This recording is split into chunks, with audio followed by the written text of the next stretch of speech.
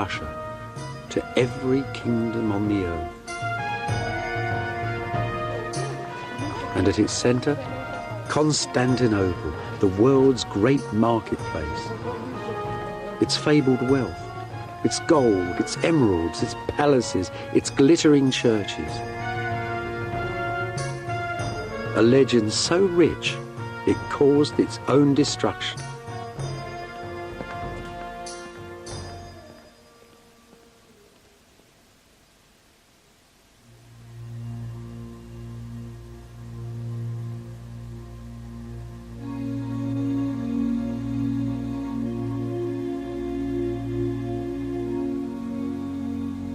Founded in the year 330, the Christian Empire of Byzantium had its centre here, in Istanbul, in modern Turkey. The Byzantines called this city Constantinople. 1,000 years ago, it was the richest city of them all, the eye of all the world. In the very centre, the ancient church of St. Sophia, converted now into a mosque. Here, the emperors of Byzantium met the King of Heaven, the lords of this world and the next, the centre of the Christian universe. Visions of this holy city and its golden emperors filled the mind and the imagination of every medieval prince and king until one day, an army of the Christian West came here and destroyed it.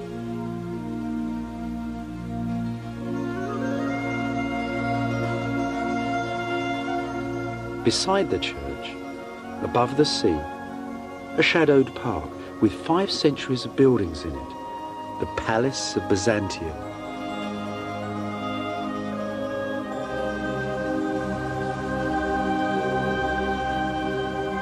A 1,000 years ago, there were gold pavilions here, chapels, mansions, set in a sea of green. An earthly paradise. One of the most potent ancient legends of our planet, the home of God's emperor on earth. So where is the Holy Palace of Byzantium in modern Istanbul? That's a lump of it there. That sad, pathetic pile of brick. You have to go into the streets, into the alleyways. You really need a map. Look, I'll show you. Modern Istanbul.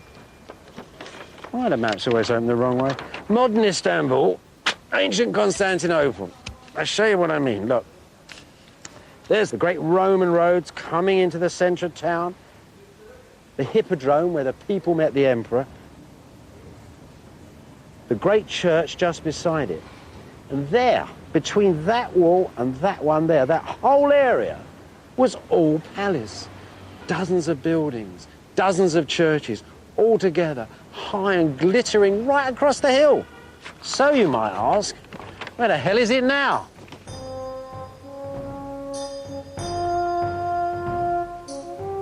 The Golden Palace is buried beneath old Istanbul. The little streets are haunted by its lost pavilions, by ghosts of ancient gardens, by the shadows of its courtiers and generals. The enormous curve of the Imperial racetrack still stands though, a shattered wonder of the medieval world.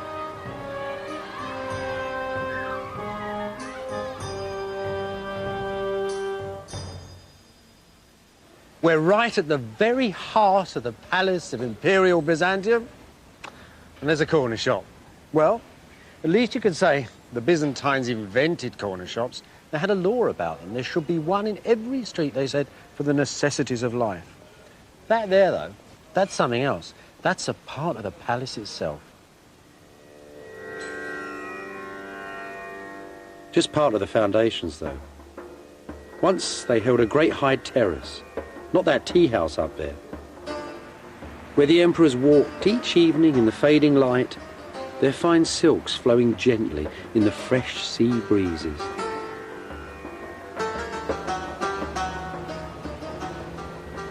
Constantinople was the greatest seaport in the medieval world. Arab, Russian, Viking and Italian boats once sailed along these walls. This is the ruin of an imperial pavilion, some 14 centuries old. The warm sea once splashed against these walls. Those are the doors through which the emperor once walked to board the royal yacht, the Greyhound.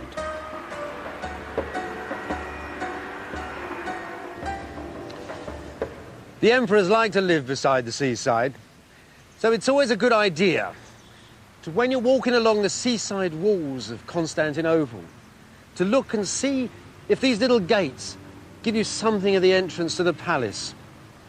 Some of them don't look much today, but they're very interesting. See this Greek text? It's part of a Greek version of the book of Habakkuk, a text we know once was laid around the base of a great statue of the Emperor Justinian that stood in the centre of the city. So this, then, is not an ancient gateway, because that statue was still standing a few hundred years ago. Where on earth can we find the picture of the Palace of Byzantium?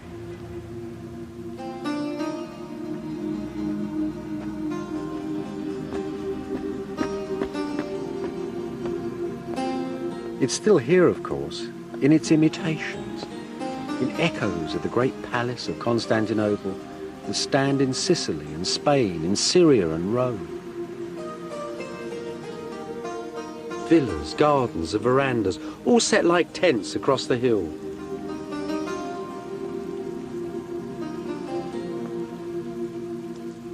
Scented courtyards, splashing fountains, a world that ordinary people never saw. Some of their very stones were plundered from the golden palace of Byzantium.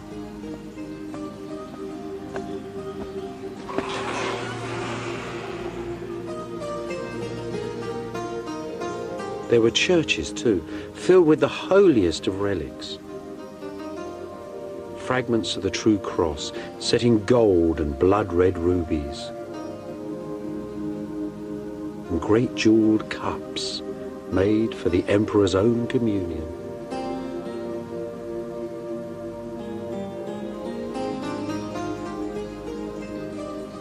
And at the heart, at the very centre of this magic palace, Byzantium's throne room, the throne room of the Emperor of Christendom. As you approach the imperial throne of Byzantium, you'd have felt as naked as a man on Judgment Day, utterly defenceless. The man who sat on that chair didn't rule by the will of God. He was the will of God on earth. He was God's instrument. He was divine providence personified. Some Byzantines believed that the end of world history would come when that man on that throne took his crown off and laid it on the rock of Calvary. It's probably the most total form of government the world has ever seen.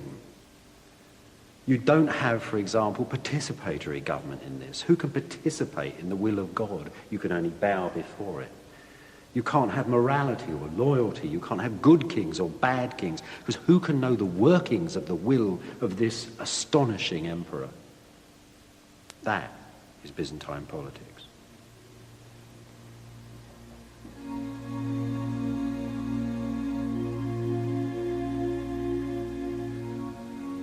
Byzantium ruled with cosmic certainty.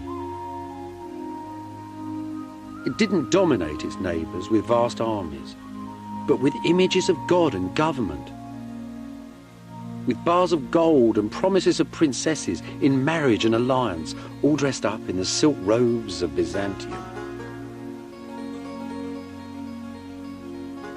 The Byzantines operated a kind of cultural imperialism, and at the centre of the show was Constantinople, the Golden Palace and its emperor.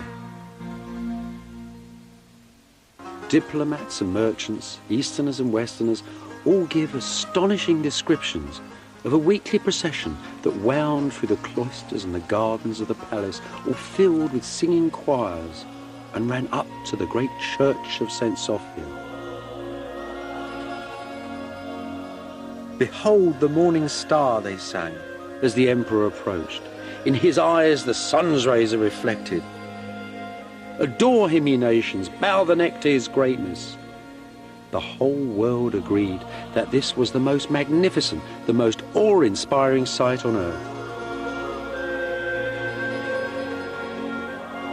At its ending, the procession passed up a wooden walkway that ran right up to the gallery of the great church, and entered St. Sophia through this door.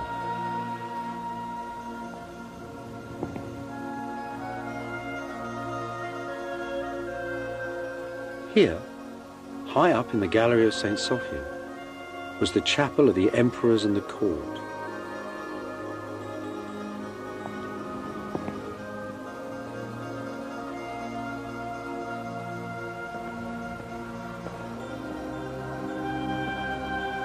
Below the balcony, in the incense and darkness of the ancient church, pilgrims from Asia, Africa and Europe visited and kissed 1,000 holy relics, a little holy land of marble, gold and bronze. In this smaller private space above, the emperors held courtly services and were enrobed for the vast ceremonials that took place each week in the church below. And here they are still, the dynasties of old Byzantium, still walking in the grand procession from 1,000 years ago. That's the Emperor John the Good up there, all decked out in his Sunday best and carrying a bag of gold for the church.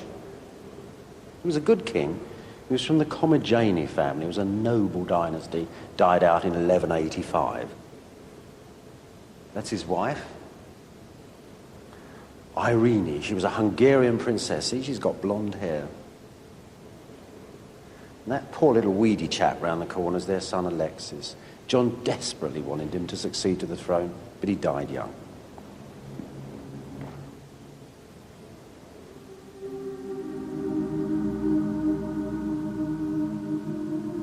In the year 987, Russian ambassadors came south into the sun to see Byzantium. They told their prince, the ambitious Prince of Kiev, that they couldn't begin to describe the splendor of St. Sophia. They could only say that God dwelt here within it, and they were all baptized. Just as it intended, Byzantium had dominated its neighbors with pious splendor and magnificence. These Russians, though, were tough and warlike. Despite their newfound faith, they still hovered dangerously on Byzantium's northern borders.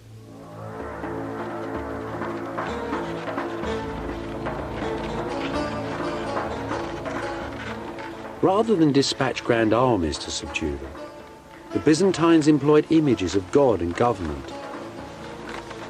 They built churches in Central Europe, the like of which the Northerners had never seen. And sometimes, too, the Byzantines sent bishops and ambassadors, men laden with wisdom, relics, and the word of God.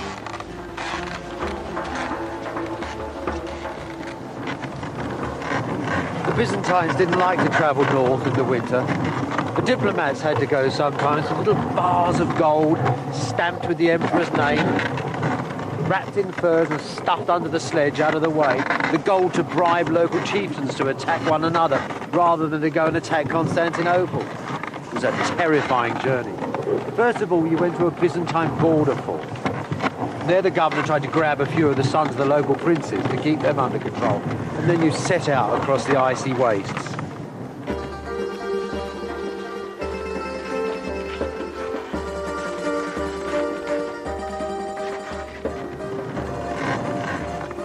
When you met some villagers, you might give them some silk, brocade, or pepper, or leather.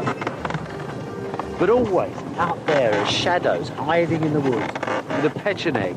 These were ancient tribesmen who really prided themselves on killing travellers and drank from their gold-bound skulls that hung from the walls of their tents, so it was said.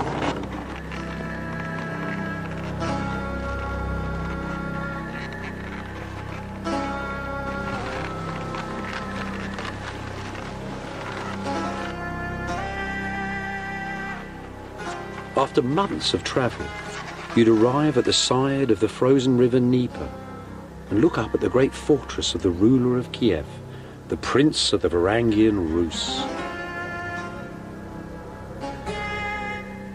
Before Byzantium, the princes of Kiev had all lived in wooden huts. These towers and domes and all the dreams they hold came here from old Byzantium. And the story of their making is an extraordinary tale.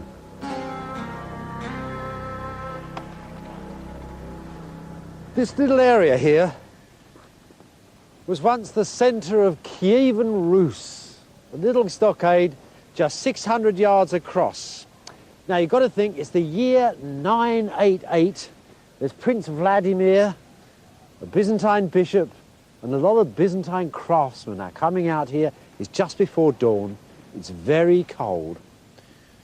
And at a particular holy moment, after a prayer is said, they plant the position of the altar.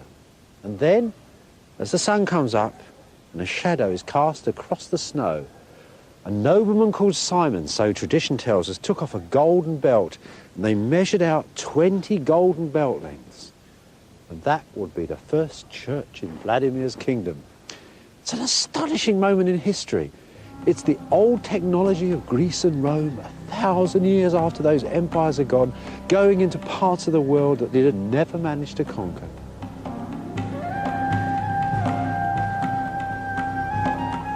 Vladimir's church is gone now. There's still a few bits of the floor left, though. Some precious relics of a tremendous Byzantine achievement.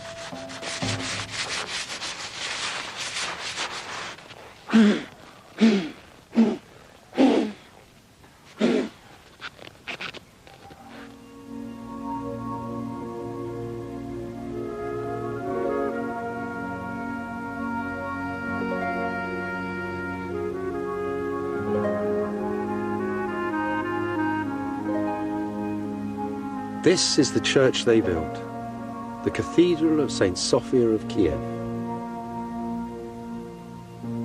Beneath the old Ukrainian domes, Byzantine brick and ancient Greek geometry.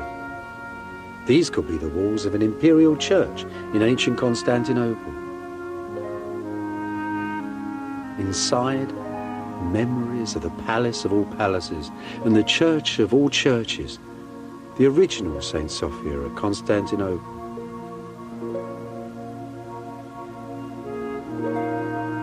And gleaming mosaics too, made by Byzantine craftsmen sent here to work for Vladimir's son, Prince Yaroslav.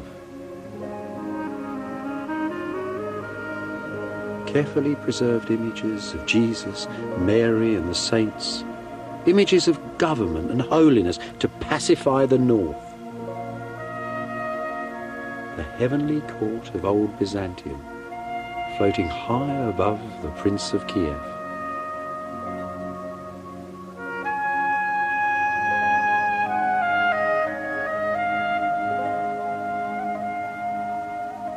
It's a heavenly court, now entirely mirrored in Yaroslav's new court on earth, aided and abetted by a Byzantine bishop who wants him to punish sinners, to feed the poor, and to fight the enemies of Byzantium. But there's something else going on in this wondrous building. Something else yet more subtle. It's like a soap opera here. It imparts manner, it imparts gesture. It shows you the Byzantine way of walking and talking. And between that fierce structure and this new manner, the old order of Rus was entirely swept away. But you know, despite all that, the Byzantines never really trusted the Rus. They did have worried, though.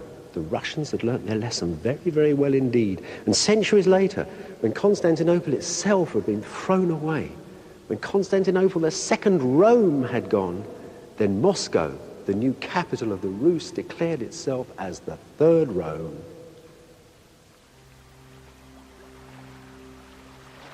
Just as the dangerous northern tribes passed under Byzantium's golden spell, so did its southern European neighbours, in Greece and Italy and the islands of the Mediterranean.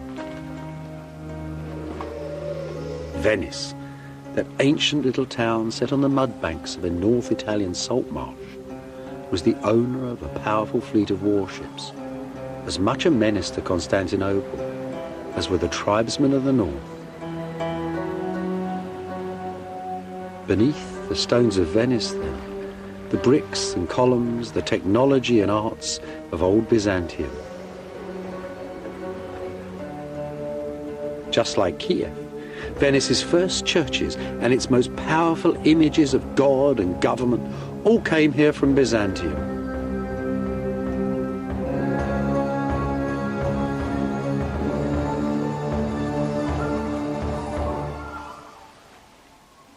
This was the old Venetians' single most powerful portrait of the face of God. The Pala d'Oro, made for the high altar of St. Mark's. It's a funny old thing, actually. It's cobbled up from all sorts of things. Gold strips, bits of jewellery, it's all there, like a magpie's nest. The single most beautiful things about this is these wonderful plaques of enamel. They're Byzantine imports. They were made in the imperial workshops in the year 1105, and they're probably copied from the decorations of a chapel in the imperial palace of Constantinople. That's Christ in the centre. All around him, and all in order, large to small, is laid out the court of heaven, just as Byzantium's foreign kings and princes decorated the emperor's court of Constantinople.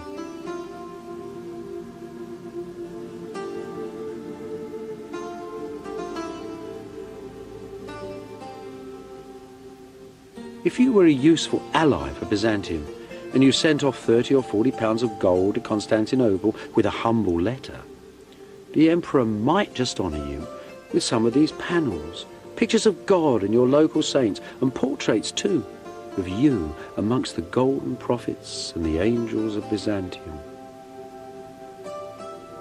This was the power of Byzantium abroad, its prestige, its foreign policy. This little chap here is Ordolafo Fallia, the ruler, the Doge of Venice. He's the man who commissioned the greater part of the Pala d'Oro. Now this is where you can start to see something of that provincial envy of Byzantium starting to work. That envy that almost rose up and threatened to destroy the great imperial empire. Look, show you what I mean. There's the man, there's the Virgin Mary, and there you would expect the man's wife. But it isn't his wife. It is the Empress Irene of Byzantium. So what's going on here? Well, I think the Venetians have sort of rejigged it. So the dear old Doge of Venice, who by Constantinopolitan rights was a minor official on the edge of empire, suddenly popped up as, married to the great Empress. They've also, the Venetians, cunning devils, given him a halo. You see, they've soldered a whole new head on there. The Byzantines would never have sent a figure of a local ruler with a halo on, so he's sort of really bumped up in the holy hierarchy here. But there's one thing the Venetians missed, and this is quite funny, because rulers in the celestial universe wear red socks. The Virgin Mary has red socks, the Empress has red socks, all the kings on this have red socks. But poor old Ordolafio doesn't. So he isn't really at the top of Byzantium's holy hierarchy. You don't think that's important? Ordolafo would have done. Deep down, he knew that the great Byzantine God that ordered everything within this Christian universe had seen that dubious halo. Also that this same God held the power of eternal life and death.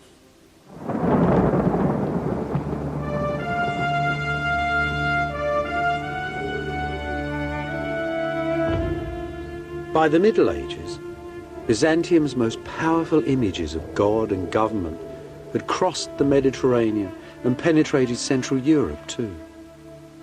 And always, at the very heart of this Christian universe, was the golden emperor of Byzantium and the glittering city of Constantinople. What what did that legendary city really look like?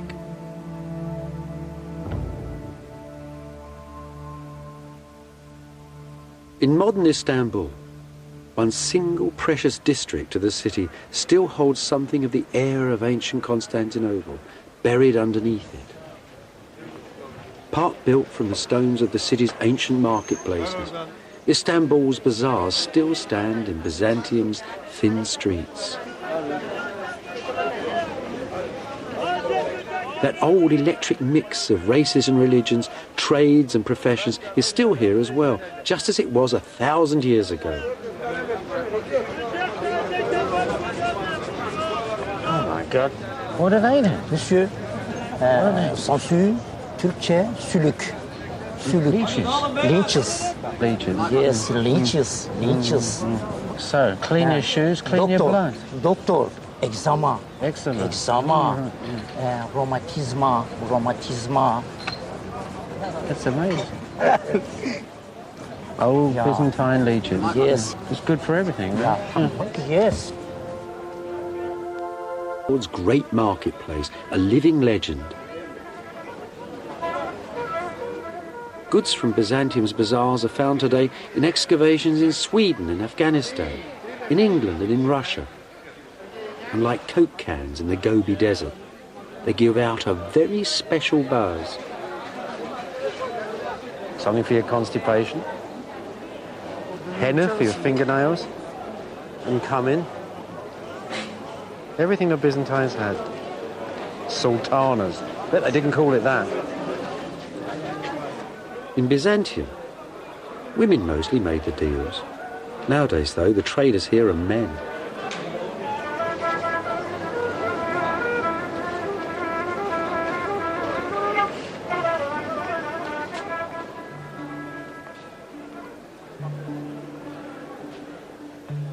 Baltic amber, African gold and ivory,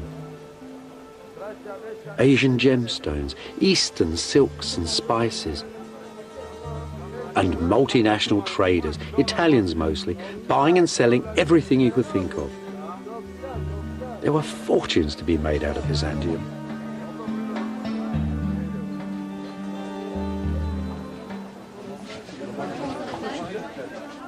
The old bazaars had ancient wisdom up for sale as well. In Byzantium's book market, the best part of the learning of the ancient world was copied out by publishers and merchants. And here it is still today, the oldest bookstore in the world. You know, this is an amazing place. Just think, 600 years ago, there was a very famous Arab travel writer, and he was coming through here, rummaging about in the bazaar looking for books. Ibn Battuta, he was called. Anyway, there he was, rummaging around. There would have been more people here then, lots of scribes actually writing them. And a Byzantine magistrate who was walking through the square recognised him. And the old two men got together, the Arab and the Christian, and they sat down and they talked about writing books. They talked about travel and the joys of scholarship. Westerners really loved the book bazaar in Byzantium. They could find things there that were real legends. Magical lost works like this, for example. This is a copy, Greek copy, of an ancient Alexandria by an ancient Greek. It concerns the workings of the universe. Westerners only knew this from the talk of learned Arabs. Now, after visiting the bazaar, they could actually own a copy of Ptolemy's Alchemist. Books like the Alchemist gave algebra and chemistry to Western Europe. To Westerners, it must have seemed that all the wealth and wisdom of the world was held inside Constantinople and in the houses of the lucky people of Byzantium.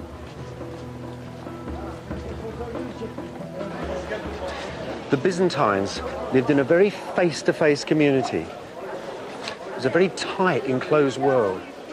They were incredibly superstitious, always looking for signs as they looked at each other, things that might change the meaning of their relationships with one another. The angle of a man's shoulders could tell you if he was having an affair. If you had a dream that you'd put on a pair of shoes and weren't going anywhere, it meant you might be getting married. You could nod at a woman and it meant that you will be having an affair with her very shortly. Superstitions everywhere. They divine the future by listening to thunder, but above all, they love charms and trinkets, things you can buy in bazaars, glittering treasures. And that is the greatest charm of all. It's been around for thousands of years before Byzantium, and it'll go on for 1,000 years beyond us all. It's a charm against the evil eye. The evil eye, of course, is envy. That thing that's so destructive inside small communities, and so destructive for Constantinople too. Constantinople was called the eye of all the world. Everybody envied its gold and silk and pretty princesses.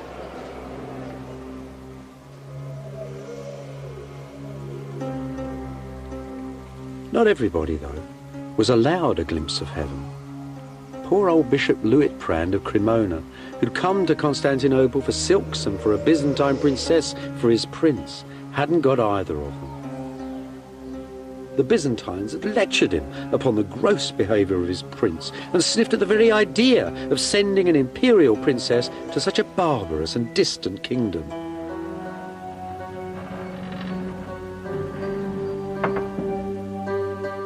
Luitprand greatly resented these haughty Byzantines, especially the great warrior emperor Nicephorus Phocas, who came to the throne in 963. You wouldn't want to meet him on a dark night, Bishop Luitprand reports to his prince. He's a monstrosity in a smelly old robe, a dwarf with the eyes of a mole, disfigured, disgraced, pig-like, an Ethiopian. Every week, Luitprand continues, like some crawling monster, the emperor walks in procession to the great church, and the singers cry, "Behold, the morning star approaches." They might just as well sing, "Come on, you burnt-out old coal, old woman, clod-hopping barbarian."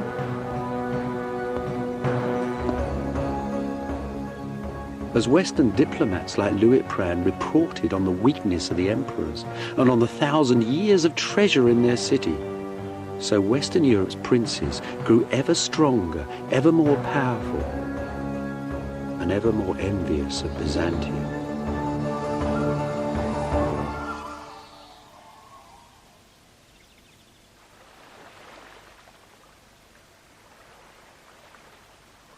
In 1204, the Venetians managed to divert a cutthroat army of crusaders from their sacred vows to capture Palestine for Christendom.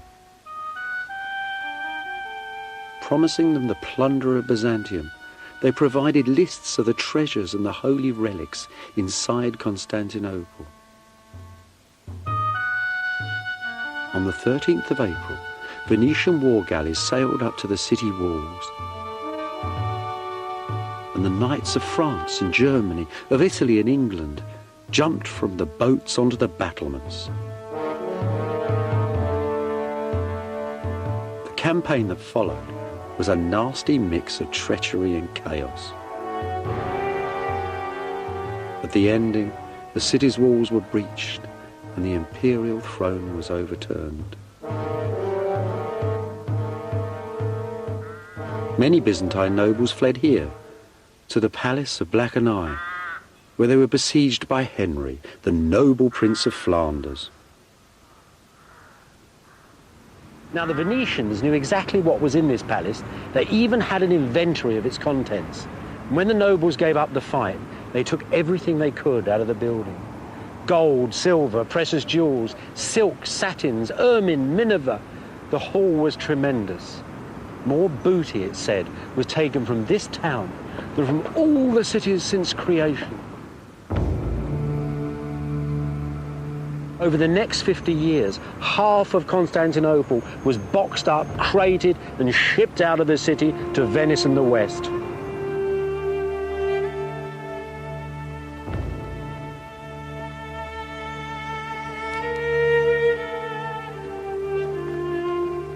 At the very heart of Venice, between the State Palace and St. Mark's, the old state church, is the city's ancient treasury,